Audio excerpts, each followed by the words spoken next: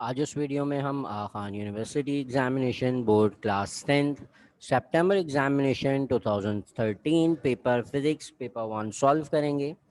So let's come to question number 1. When wave pass through a narrow gap spread out, this effect or this process is known as. जब भी wave किसी narrow gap से पास होती हैं तो पास होने से they spread out and this spreading of wave is known as diffraction. ये वो प्रोसेस है जो हमने रिपल टैंक के अंदर भी पढ़ा होगा कि अगर हम दो स्लेट्स को उस तरह से प्लेस करते हैं that there is a very narrow gap between these two slits. So after passing through this narrow gap, the waves water waves spread out, and this spreading of wave is called diffraction. Let's see question number 2. In this question we have a wave, and we have to identify the amplitude of this wave. So this in this given diagram, this position represents the mean position, while this highest point or the lowest points are crust and trough. So amplitude is the maximum displacement from the mean position, that is known as amplitude of the wave. So in option B, the height of crust or the height of trough is known as amplitude. So the correct option in this question is option B. Let's see question number 3. If the frequency of the sound is increased, अगर हम sound की frequency को increase कर देंगे, so what will be its effect on the pitch of the sound?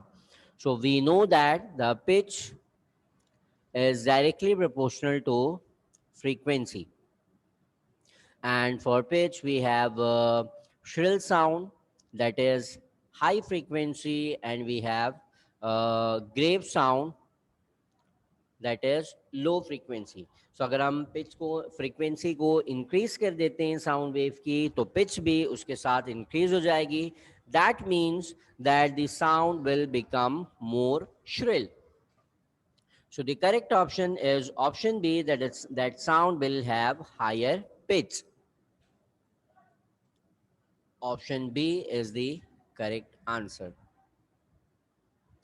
Let's see question number 4. Which of the following figure represent the loudest sound with the highest frequency? So we have to identify two things. One is the loud sound while with the highest frequency.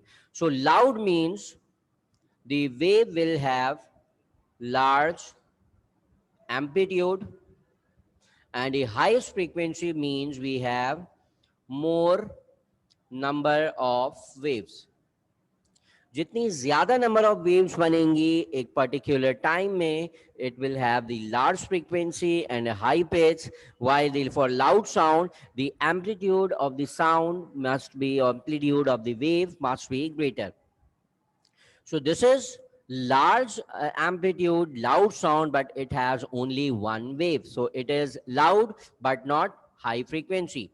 Similarly, for this wave, it has more number of waves, but the amplitude is low. So this is not loud, but this is high frequency. So option D is the correct answer, in which we have the larger amplitude of the wave. Simultaneously, we have more number of waves that represent the frequency of the sound. So option D is the correct answer, that has loudest sound with the highest frequency. Next, we have question number 5. Refraction of light is due to. We have to identify that what is the cause of the refraction or bending of light. We know that bending occurs whenever light changes its medium. When it's traveling from one medium into the another medium, it changes its direction of propagation, and this process is known as refraction. So the correct option is option D, that whenever light passes from one medium into the another medium, the direction of its propagation changes, and this process is known as refraction of light. Next, we have question number 6. In the given diagram, the refractive index of the denser medium can be calculated by. We know that the formula of refractive index is the sine of angle of incidence to the sine of angle of refraction. The ratio of these two quantities is known as refractive index. So from the given diagram, as we can see, this is the angle of incidence, while this is the angle of refraction. These angles are always measured with respect to the normal line. So this is normal, this is incident, and this is refracted ray. So the angle between I and N is 48. So numerator would become sine 48. And the angle between R and N is 30 degrees. So it will become sine 30 degree. So the ratio of sine 48 to the sine 30 will be the refractive index of the denser medium. So we have a correct answer, that is option A, sine 48 over sine 30. Let's see question number 7.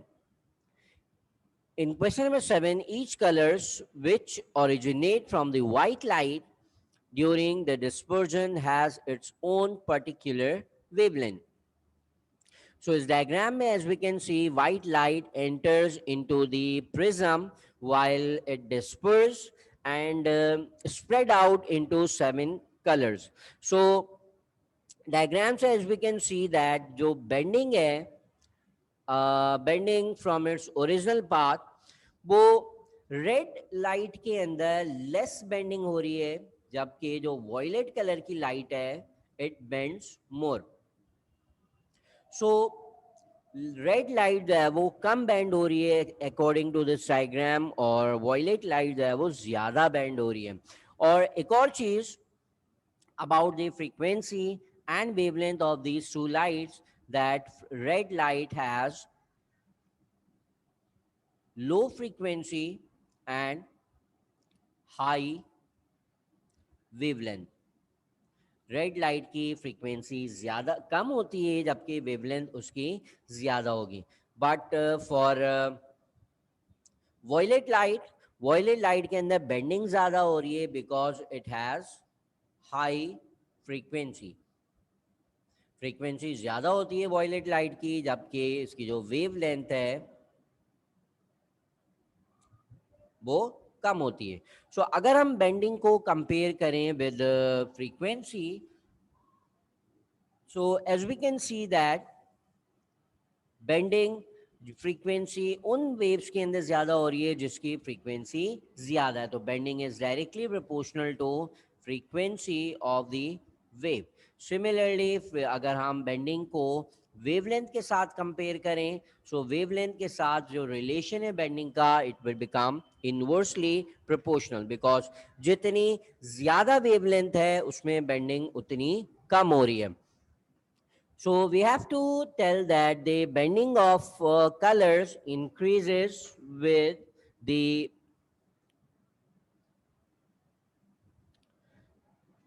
so option D and C are incorrect because यहाँ लिखा हुआ है frequency and wavelength will remain same.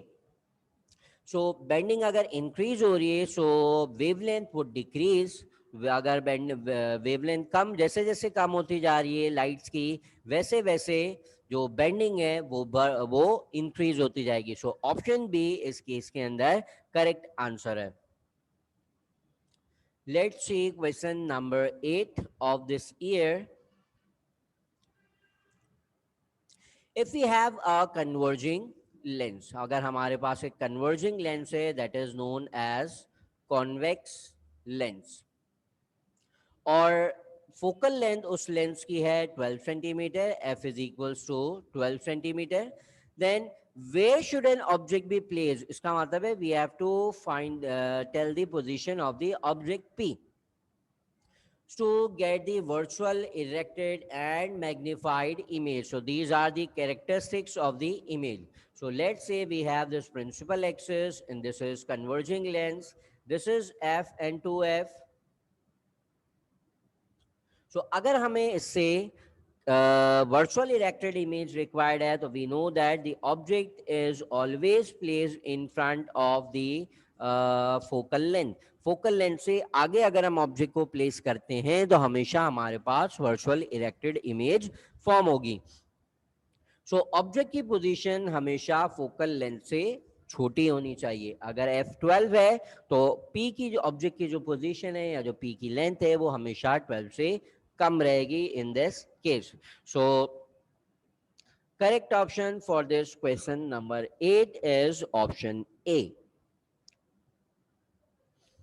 Let's see question number 9. All of the following dielectrics are used between the plates of the capacitors.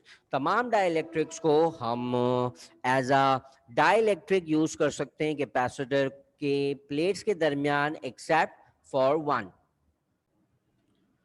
Now let's see question number 10. What will be the equivalent capacitance of this circuit diagram? So we have two capacitors C1 and C2, and as we can see in the diagram the combination is parallel combination. Parallel combination के अंदर ये दोनों capacitors connected हैं. For the formula of the total capacitance connected in parallel, it is C1 plus C2.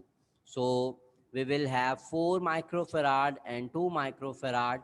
The total capacitance of this circuit would become 6 microfarad. So correct option is option C, 6 microfarad. Next we have question number 11. Which of the following is the unit of electromotive force? Electromotive force, EMF, is the amount of work done by the source on the unit charge to bring it from low potential to high potential. So work is done in joules while the charge is measured in coulombs, and joules per coulomb is equal to volts. So the correct option is option D, volts, for this question number 11.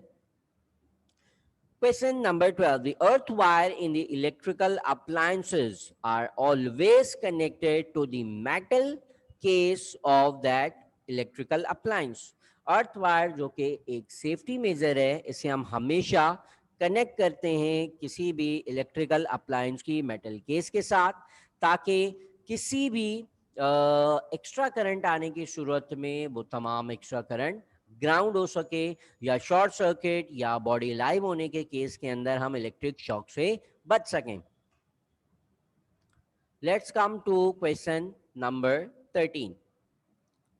The following diagram represent a wire carrying a current I if it is placed in a magnetic field. In which direction the wire will bend? अगर हम एक current carrying conductor को external magnetic field के अंदर place करते हैं, so we know that उस conductor के ऊपर एक फोर्स लगती है जो कि उस कंडक्टर को एक पर्टिकुलर डायरेक्शन में मूव करती है, और वो डायरेक्शन हम फाइंड आउट कर सकते हैं by using Fleming's left hand rule. Fleming's left hand rule के अकॉर्डिंग जो हमारा थंब है, हमारी फोर फिंगर एंड हमारी middle finger, they all represents F, B and I, where F is the force, B is the magnetic field and I is the current. So अगर हम अपने left hand से यहाँ पर place करें अपने left hand को, अपनी मिडल फिंगर को अरेंज करें in the direction of current, अपनी फोर फिंगर को अरेंज करें with the direction of magnetic field, so our thumb will points upward in the direction of force. So this conducting wire will move in the upward direction, that is the direction of force. So correct option is option A. In question number 14, which of the following scientist is famous for determining the direction of force by the left hand rule? So, as I mentioned in the previous question, Fleming was the scientist that described the rule for determining the direction of this magnetic force acting on the current carrying conductor. So, correct option for this question number 13 is option D. Now, let's see question number 15. In question number 15, the combined forces created a torque on a current carrying rectangular coil. The current flowing through the segments of the coil are.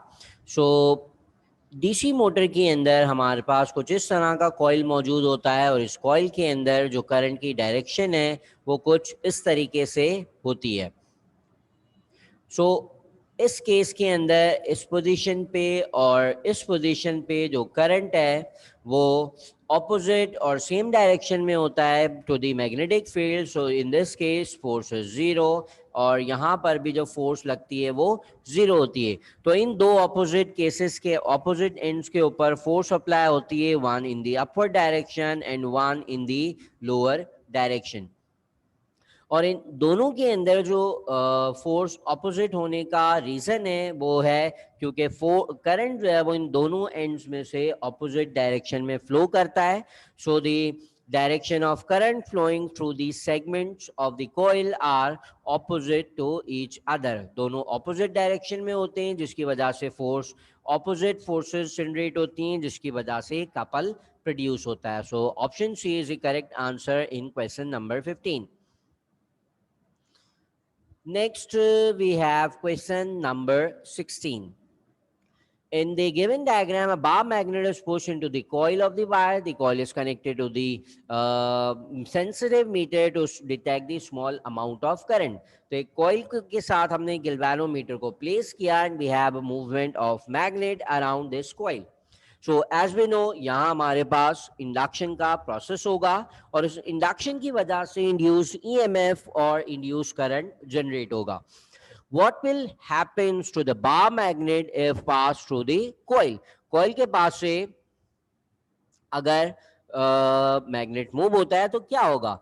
Current is detected. Last option में कह रहे हैं कि no current is detected because, तो फिर ये option हमारा गलत हो जाएगा बिकॉज इंडक्शन का प्रोसेस होगा और इंडक्शन की वजह से करंट इंड्यूस होगा. Current is detected provided the magnet is moving to and fro in the coil. Current is detected if the magnet is placed in the coil and held still. अगर हम magnet को still रोक देते हैं तो कोई current produce नहीं होता. इट्स मीन ऑप्शन बी भी गलत है. Current is detected but not until the magnet enters the coil. Current उस वक्त तक डिटेक्ट नहीं होगा जब तक ये मैग्नेट कॉइल के अंदर एंटर ना हो जाए. It's mean this is the wrong answer. So correct option in question number 16 is option C कि जब तक ये magnet to and fro move करेगा अराउंड दिस कॉइल करंट हमें डिटेक्ट होता रहेगा. So correct option in question number 16 is option C. So let's see question number 17 and 18. Which of the following is used to carry electric charge across space inside the vacuum diode?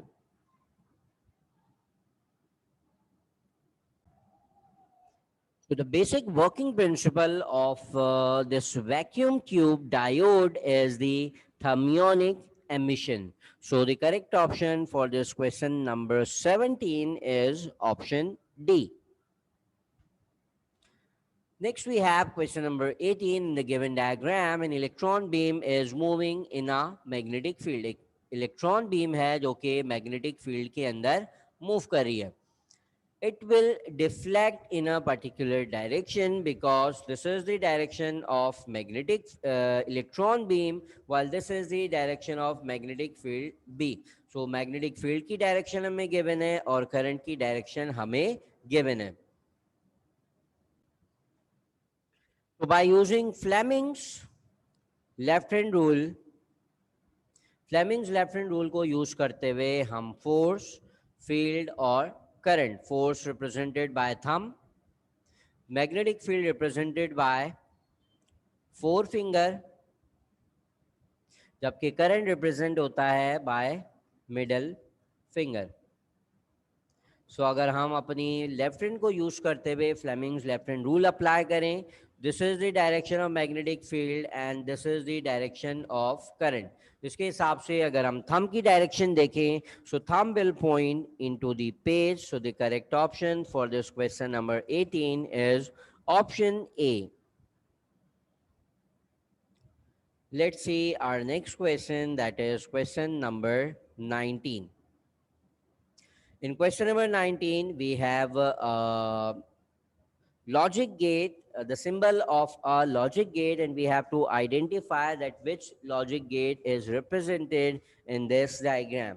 So this symbol is of for AND gate, and this circle represent the NOT gate.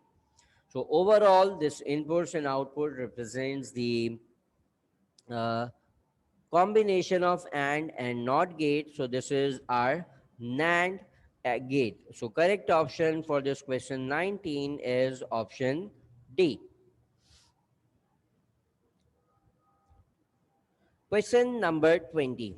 All of the following are the means of transmission of information to far off places. तमाम जो है वो information को transport करने के methods हैं, means हैं, सिवाय एक के. So digital communication and information technology while internet, these are the means of transferring or transmission of digital data or information from one place to another, while the copper wires are used to transfer electric charges from one point to another point. So 20 for question number 20, option B is the correct answer. So let's see question number 21. In a nucleus of an element, the atomic mass is 24. एक nucleus के अंदर हमारे पास atomic mass 24 है. What is meant by atomic mass? So atomic mass is the sum of protons and neutron. इसका मतलब ये हुआ कि उस न्यूक्लियस के अंदर जो प्रोटॉन्स और न्यूट्रॉन्स मौजूद होंगे उसका टोटल हमारे पास 24 रहेगा. So let's see option D. We have 13 protons and 11 neutrons. So 13 plus 11 would become 24. But we have 11 electrons. So 11 electrons से हमें नहीं पता चल रहे कि उसके अंदर 11 electrons मौजूद हैं या नहीं है, because electrons न्यूक्लियस के अंदर exist नहीं करते. तो इन electrons वाले options को हम omit कर देते. Similarly, in option B, we have 11 protons and 13 electrons. So, electrons के बारे में हमारे पास कोई information मौजूद नहीं है in the given question. So, we will have 11 protons and 13 neutron in this nucleus having an atomic mass of 24. So, we will get 24, 13 plus 11, 24. So, the correct option for this question is option A. Let's see question number 22. A sample of uranium 92 to 38, emit an alpha particle and beta particle. हमारे पास एक sample मौजूद है uranium का, that is 92 and 238. इसमें से हमारे पास सबसे पहले तो एक अल्फा पार्टिकल एमिट होता है, उसके बाद हमारे पास एक बीटा पार्टिकल एमिट होता है. If A represent the atomic mass and Z represent the atomic number of the new values of A and Z after the emission of alpha and beta particle would be. So we know that जब भी alpha particle emit होगा किसी भी nucleus में से, तो उसका जो atomic number है it is decreased by -2 or atomic mass is reduced by -4. जबकि बीटा एमिशन के अंदर atomic number is increased by 1 or atomic mass remain same. सो अगर अल्फा एमिशन होता है इस यूरेनियम में से, तो our new nucleus would become an element X, whose atomic number would become 90, and atomic mass would become 234. Atomic mass decrease हो जाएगा by 4 और number decrease हो जाएगा by 2. इसी तरह से अगर इसमें से बीटा एमिशन भी होता है साथ साथ, तो बीटा एमिशन के अंदर एटॉमिक मास सेम रहता है जबकि एटॉमिक नंबर इंक्रीज हो जाता है. सो एटॉमिक नंबर हमारे पास अब एक न्यू एलिमेंट फॉर्म हो जाएगा. उस atomic number would be 91 and atomic mass would remain same 234. So let's see our correct answer. This is our A and this is our Z. So Z is equals to,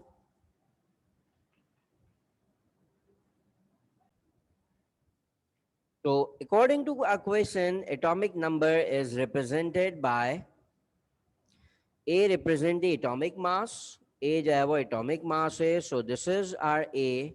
और Z represent कर रहा है atomic number को.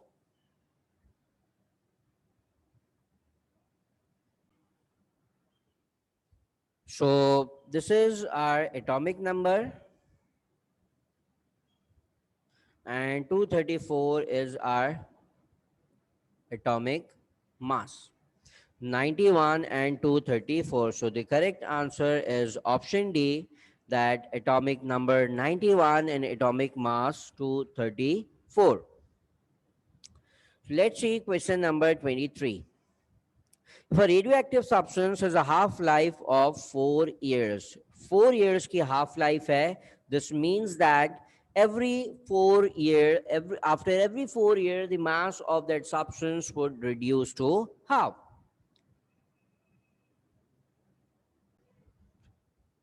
So after first half-life or 4 years, the substance would reduce to 1/2. After second half-life, the substance would reduce to